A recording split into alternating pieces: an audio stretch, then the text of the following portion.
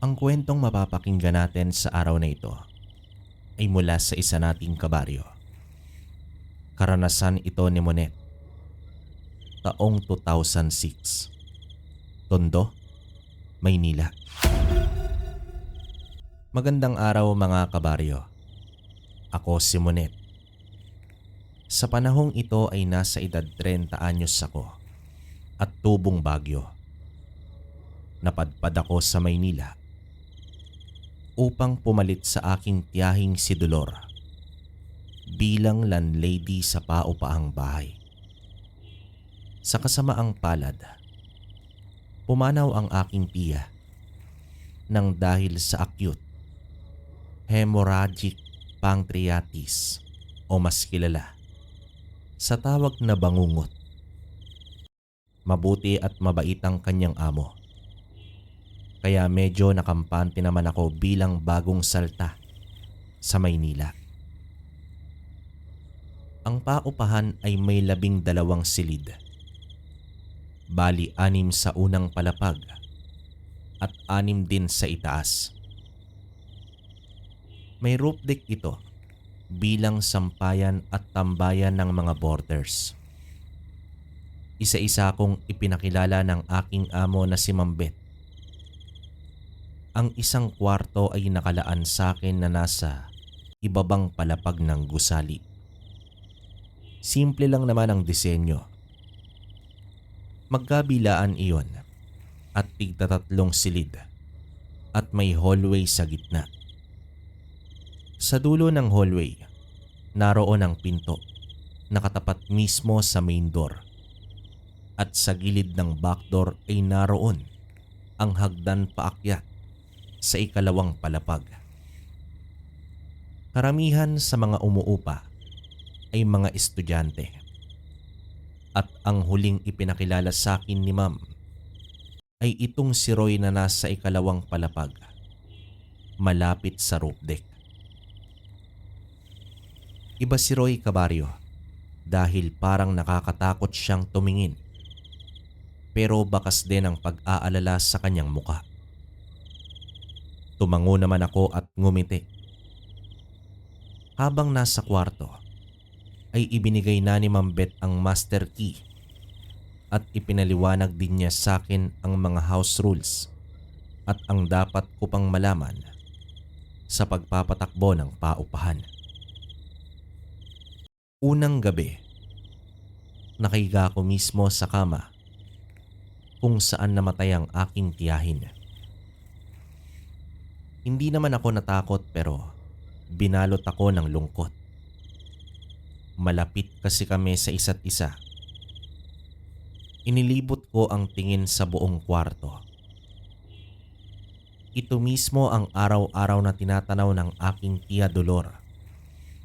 Ang biglaang pagkamatay niya ay nagdulot ng matinding sakit sa aking dibdib.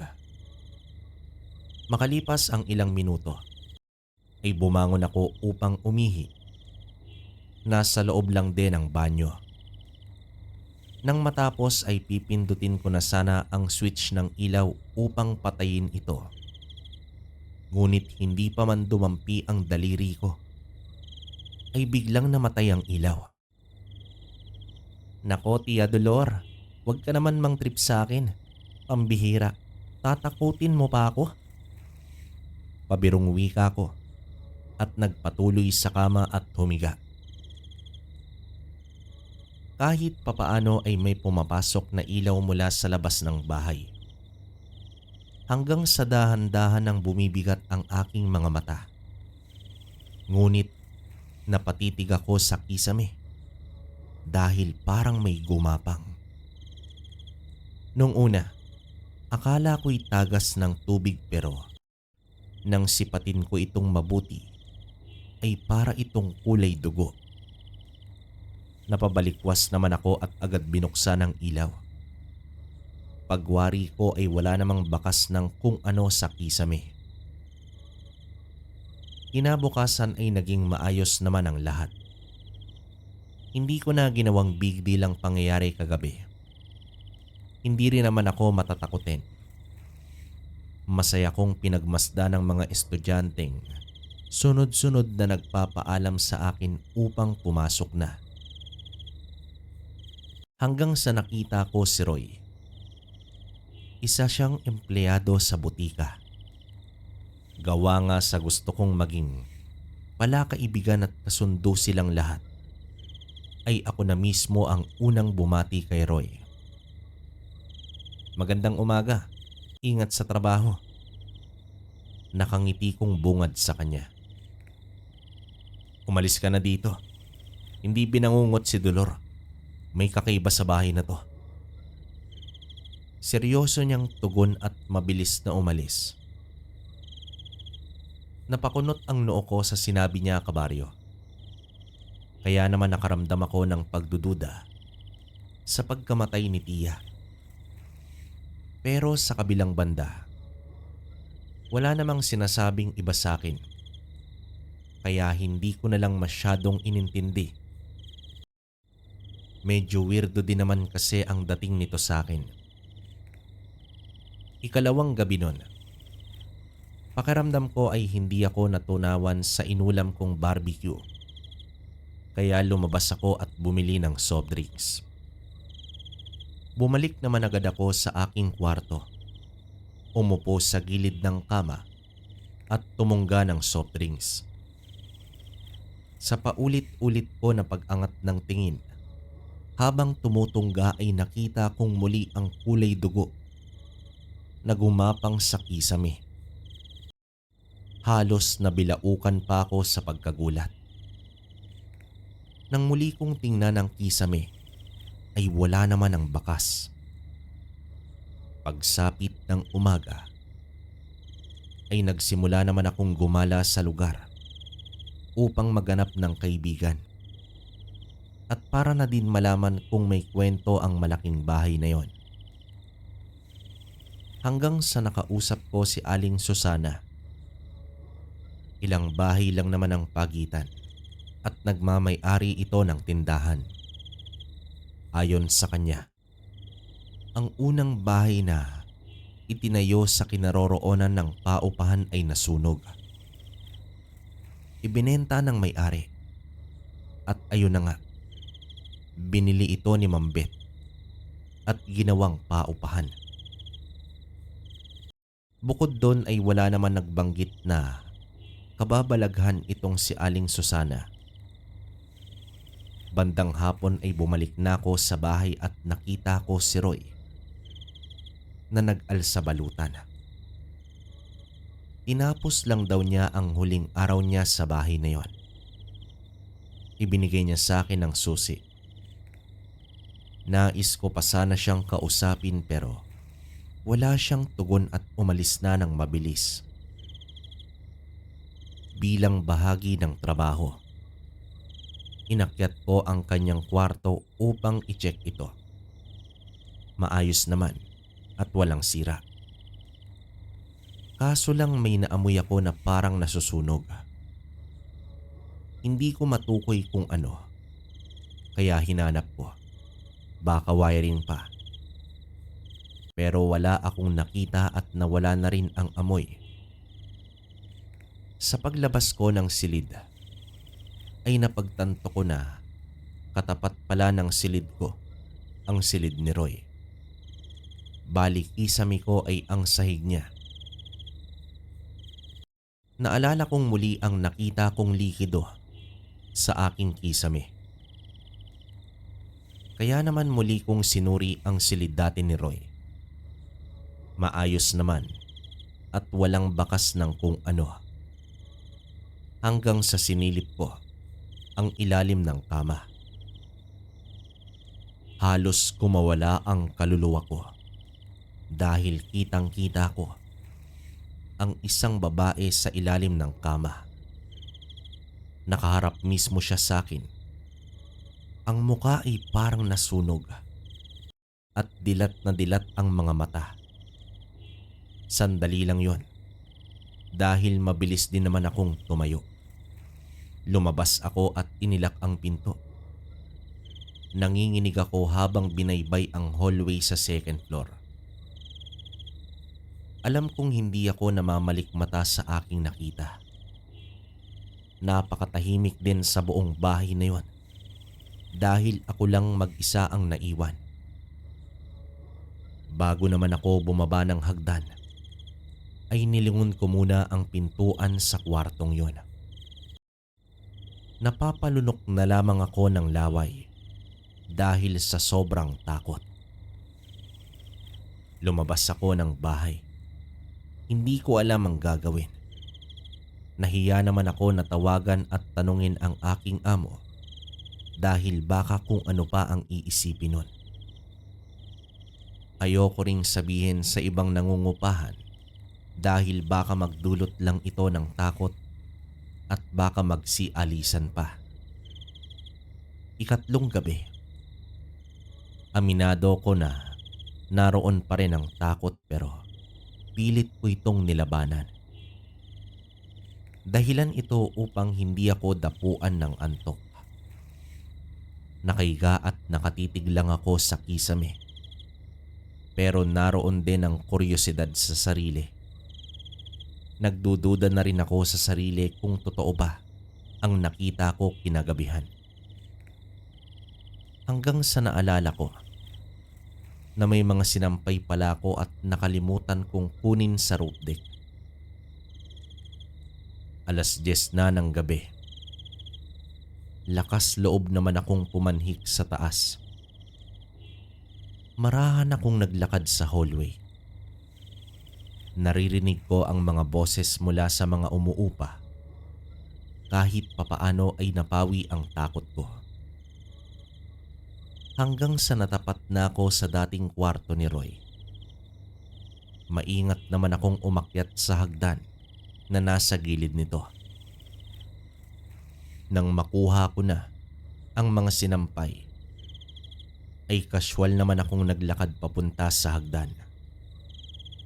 Nang bigla naman akong nakakita ng ulo na may mahabang buhok. Animoy nakadapa ito sa hagdan. Sino yan? Maingat kong tanong at kinakabahan na. Hindi naman tumugon ang tao. Hanggang sa bigla itong tumingin sa akin. Ito mismo ang babaeng nakita ko sa ilalim ng kama. Napaatras ako sa gulat at takot. Gusto kong sumigaw pero parang may pumipigil sa boses ko. Nataranta ko nang kumilos ang babae at gumapang. Hanggang sa lumutang ito sa ere at mabilis na lumapit sa akin. Nakabuka ang kanyang bibig na parang sumisigaw ngunit walang boses. Napaupo na ako sa sahig sa sobrang takot. Mistulang hangin na sumunggab sa akin ng babae at biglang naglaho. Ilang segundo pa ay lakas loob naman akong tumakbo pababa sa hagdan. Ngunit sa mismong hallway ay naroon ang babae at nakatalikod. Isang multo at natitiyak ko yun. Nakatayo lang siya doon habang naman ako ay nakatigil. Umiiyak at pawis na pawis. Sinubukan kong kalampagin ang dingding. Pero para bang wala na akong lakas. Nagmamakaawa ko pero kahit sarili kong boses ay hindi ko narinig. Hanggang sa dahan-dahan na siyang lumingon sa akin. Nanginginig na ang mga bibig ko at hindi ko pa rin magawang sumigaw. Wala na akong choice noon, kabaryo, kundi ang bumalik sa rope deck at doon hihingi ng saklolo. Subalit, isang hakbang ko pa lang sa hagdan ay naroon na sa itaas ng hagdan ng multo. Napatras ako at nasagi ko ang basurahan sa gilid at natumba at kumalampag. Tila doon ako naimasmasan at napasigaw ng malakas. Ilang saglit pa ay nagsilabasan ang mga nakarenta. Nilapitan nila ako habang nakatitig lang ako sa itaas ng hagdan. at itinuturo ang multo. Ngunit wala naman silang nakita. Tinulungan nila ako at dinala sa ibaba at pinainom ng tubig. Bakas sa kanilang itsura ang pagtataka at hindi naniniwala sa aking kwento.